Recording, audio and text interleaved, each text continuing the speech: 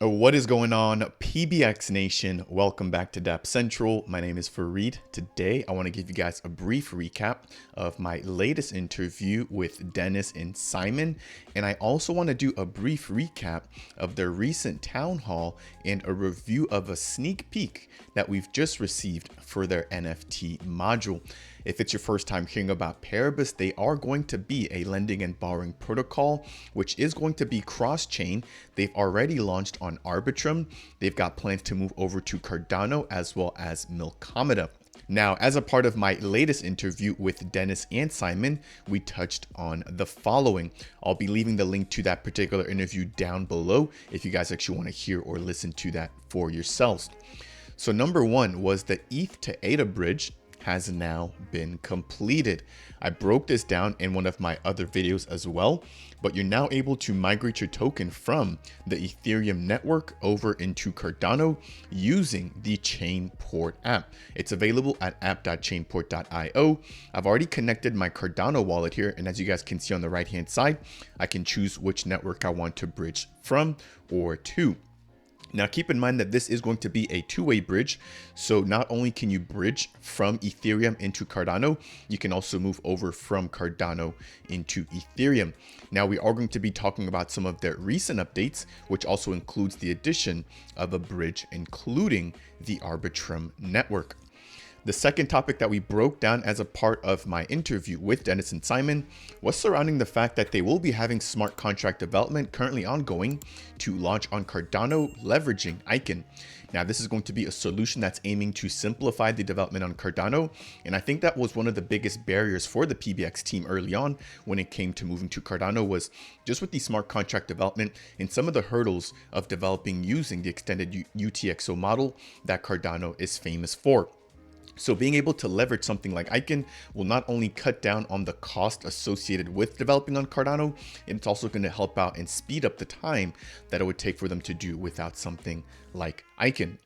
Now, after that, they did talk about the feasibility tests, which are still ongoing, for identifying how they are planning to run some of their community-run Oracle nodes. This was a topic that came up as a part of an interview quite a bit back with Dennis on the Cardano spot, in which he alluded to the fact that we might have the community being able to run their own Oracle nodes in order to earn the PBX token. So again, check out that interview if you guys want all the details surrounding that. Now, the very last key topic that we broke down as a part of that interview was the fact that the Paribus team is officially working on launching their own Cardano native NFT collection.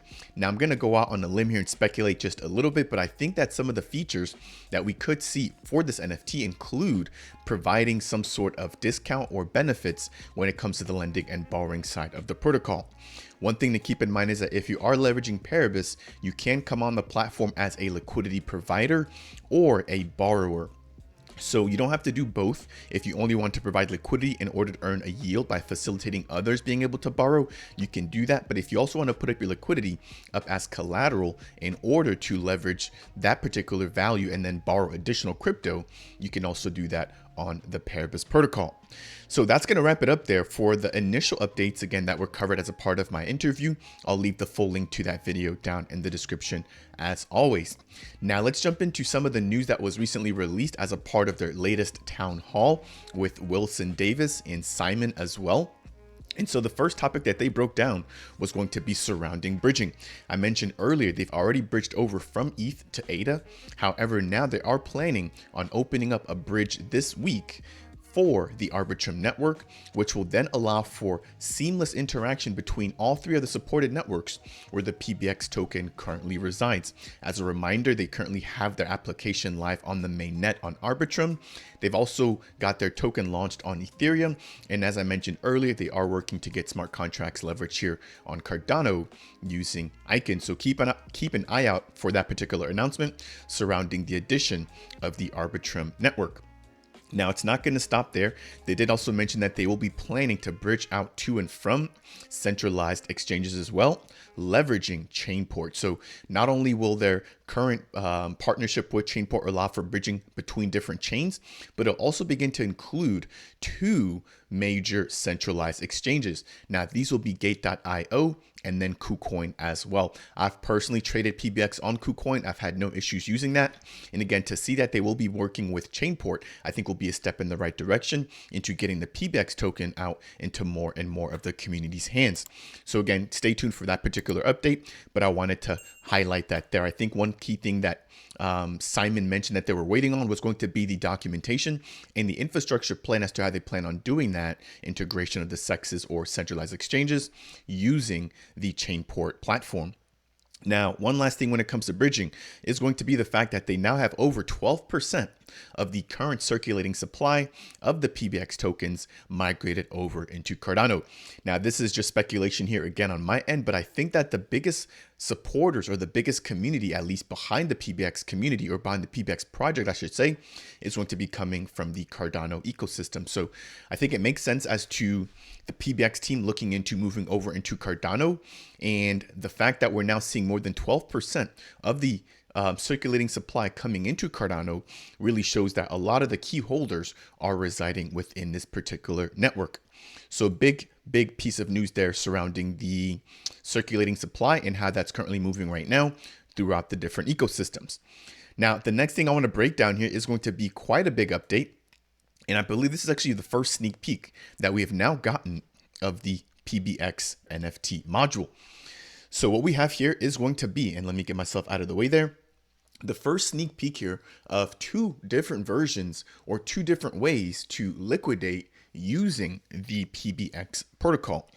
So on the left-hand side there, we've got a user-based liquidation, which will allow for a user to basically buy out the asset using their funds. And then we've also got a liquidation option via a third-party partner. So you can imagine that in the event that there's no community members that want to liquidate a particular NFT, they'll have a backup plan, which will be done by a third party, which is probably going to be indifferent towards whatever asset needs to be liquidated. They're just there to go ahead and liquidate. Now, they did get a little bit more into the details surrounding how both of these options will work as a part of their town hall. And if you guys are not already following Paribus and joining their weekly town halls or bi-weekly town halls, I recommend you go ahead and do that. So that was one of the key updates I wanted to share with you guys there, was the release of that particular screenshot. And when it comes to the actual development there of the actual PBX modules, they did give us an update surrounding the NFT module, which is now going to be going in audit or undergoing an audit, excuse me. We're also going to have the governance module, which is going to be in the QA or the quality assurance phase. And they're also going to be testing that very, very shortly. Now, one thing to mention here is going to be the fact that they are looking to integrate over into Milkomeda, which is going to be a sidechain connected to Cardano operating EVM code in preparation of their full native launch using Icon.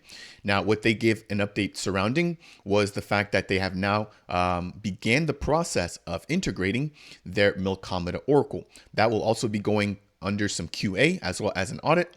And then we can expect for the lending and borrowing to actually be available on Milkomeda. So another big update here coming in from the Paribus team. So I think that's going to do it there for the liquidations as well as their NFT module updates and governance. The very last thing I want to jump into is going to be some staking activity here that we've seen take place for the PBX token on Cardano. Now, the PBX team recently had a Twitter space with Stephen Ward, who is going to be the CEO and head of the ViFi protocol, basically touching on the fact that they were going to be opening up the first ever staking opportunity for the Cardano community. That said, it's actually closed. We now have over 200 million PBX currently staked or locked up for 90 days, providing, let's see here, a max payout of 20 million of the PBX token. So about a 20% or so APY if you were able to make it in and actually stake your PBX tokens. So again, I think this is really huge here. It shows the fact that not only was the community in a rush to begin staking their PBX tokens, the team actually had to up the allocation or the allowable amount that could be staked, given how quickly their first iteration of the staking took place here and completed on the ViFi DEX. The last thing I want to jump into here is going to be a story or a topic surrounding farming taking place on the MinSwap DEX. So what I have here is going to be the farms which are now filtered for PBX. And we now have a PBX specific farm, which is now providing an APR of 90% if you're providing liquidity into the farm. So that said, what we now have is going to be an option to receive the MIN token, the Cardano token or ADA, as well as PBX rewards if you're providing liquidity through the MIN swap platform.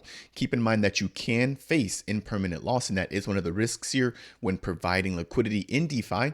But if you understand that and you're aware of exactly what could occur, then again, this is an opportunity that you can begin to take advantage of. I think that's going to take us here to the end for today's brief update surrounding the Paribus protocol, touching on my interview and a recap of that, as well as some new news when it comes to their bridging, their NFT module, staking, and their recent development. If you guys want to find out more or stay in tune with the Paribus project, feel free to head over into their Telegram or Discord, and make sure to follow them on Twitter for their weekly town halls, where you can directly ask the team any questions that you might have surrounding the protocol. If you found today's video to be helpful or insightful in any way, shape, or form, I would appreciate you if you could tap that like button. If it's your first time stopping by the channel and you want more content like this, consider subscribing. And if you have any questions for me surrounding Paribus or Cardano in general, then make sure to go ahead and leave a comment down below. That said, and as always, I will see you guys in the next video.